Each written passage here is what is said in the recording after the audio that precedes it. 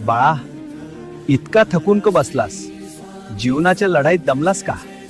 तू म्हणतोस, स्वामी आता माझ्यात ताकद नाही, आता सगळं संपलं. पण अरे वेड्या, तुझ्यातली ताकद तुला दिसत नाही, पण मला ती स्पष्ट दिसते.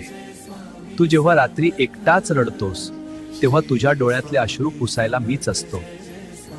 तू जेव्हा मनातल्या मनात तुटतोस दिवसला सारायला मीच उभा असतो. तुला वाटतं सगळं संपलं, रस्ता बंद झाला, पण खरं तर बाळा, ही नव्या अध्यायाची सुरुवात असते.